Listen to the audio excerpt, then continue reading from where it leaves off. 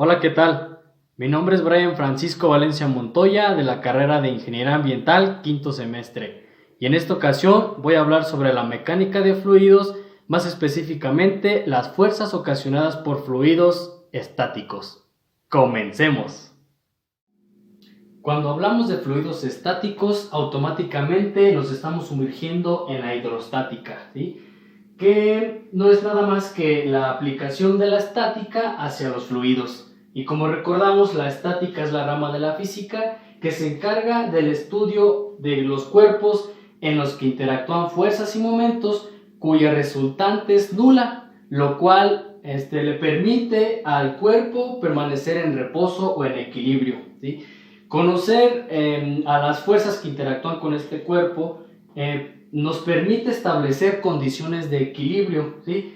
Y esto puede ser podemos aplicarlo directamente a la mecánica de fluidos. Bueno, para que un cuerpo esté en equilibrio, recordemos que se deben de cumplir lo siguiente: que la suma de las fuerzas, tanto verticales como horizontales o en todas direcciones, tiene que darnos cero, y la suma de todos los momentos tiene que darnos cero. Entonces, para concederle el equilibrio o el reposo a un cuerpo, debemos de anular las fuerzas que interactúan en ellos o la misma fuerza que ellos pueden originar con su peso, ¿sí? En este momento, mi cabeza está funcionando como una superficie que anula la fuerza del peso de los libros y le concedí el equilibrio.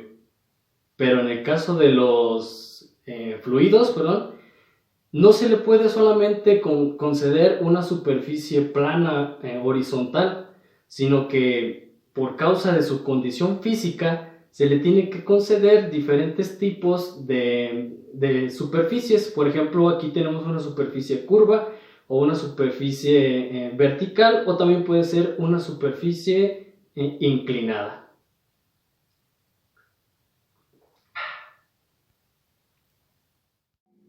Ahora, con una idea más clara de lo que es un fluido estático, podemos comenzar a analizar las fuerzas que le confieren este reposo a los fluidos. Y para eso partimos de lo que es la definición de la presión, ¿sí? Como todos sabemos, la presión es igual a la fuerza aplicada a un área, ¿sí? Fuerza sobre área. Y de esta manera podemos obtener la definición de fuerza, que es igual a la presión por el área, ¿sí? Pero esta definición tan básica solamente nos puede ayudar en donde podemos considerar a la presión uniforme, por ejemplo, en superficies planas horizontales, o también cuando hablamos de fluidos compresibles, que son los gases. Aquí podemos aplicar esta definición porque el peso específico de los gases es muy pequeño y aparte es completamente dependiente a los cambios de presión. Entonces podemos decir que la presión ejercida por un gas hacia las superficies que lo contienen es uniforme.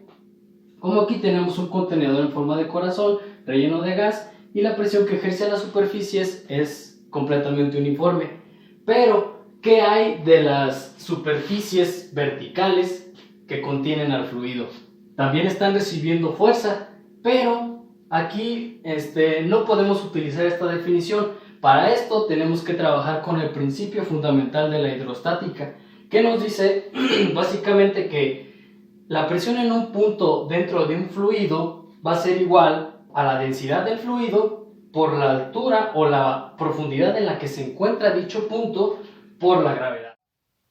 Entonces entendemos que va a existir una variación lineal en la presión desde la superficie del fluido hacia el fondo. Para considerar y entender lo anterior, tenemos que analizar la relación que existe entre la presión y la elevación, ¿sí? Para esto vamos a considerar que todo esto es un cuerpo de agua, ¿sí? Dentro del cuerpo de agua vamos a considerar una unidad pequeña de volumen en forma de cilindro. Lo utilizamos en cilindro, pero en realidad puede ser una forma aleatoria, ¿sí? El chiste es que esté por debajo de la superficie. Tomamos el cilindro, en el cual podemos ilustrar cómo las fuerzas horizontales actúan sobre él, ¿sí? Vemos que las fuerzas horizontales se anulan actuando de forma similar, de forma igual, y actuando de forma perpendicular con la superficie que lo contiene. Así es que podemos decir que la suma de las fuerzas horizontales es igual a 0. Ahora pasamos con las fuerzas verticales. Las fuerzas verticales, de igual manera, tomamos nuestra unidad de volumen cilíndrico y aquí lo tenemos, en el cual podemos decir que existe una presión en un punto 1, una presión en un punto 2, la diferencia de presión que hay entre los dos puntos, ¿sí? Una elevación 1, una elevación 2 y su diferencia. También tenemos un peso de nuestro cilindro que ejerce una fuerza negativa hacia abajo.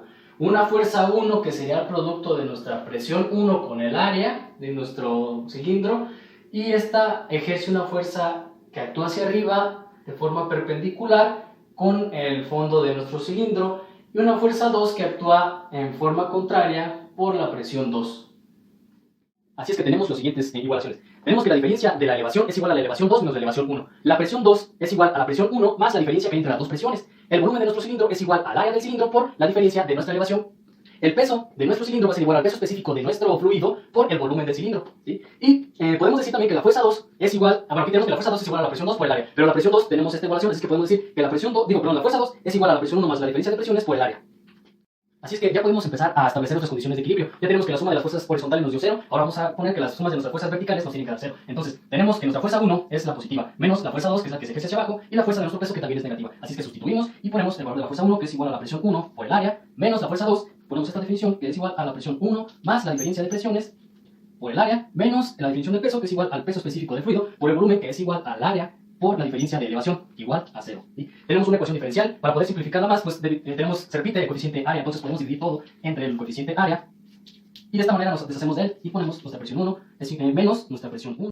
Aquí de una vez vamos a simplificar el paréntesis. Entonces, presión 1 menos nuestra presión 1 menos la diferencia de presión, menos el peso específico por la diferencia de la elevación, igual a 0. Aquí anulamos la presión 1 porque se resta, así es que nos queda solamente la diferencial de la presión menos el peso específico, de la diferencia de la elevación, igual a 0. ¿Sí? Aquí nos queda negativo, entonces podemos multiplicar por menos 1 y nos queda ya la diferencia de presión. Vamos a despejar esto, nos va a quedar igual a menos el peso específico por la diferencia de la elevación. ¿Sí? Esta ecuación es la que nos describe la relación que existe entre la presión y la elevación, pero hay un detalle: nos describe este cambio con unidades de volumen muy pequeñas, ya que utilizamos una unidad pequeña.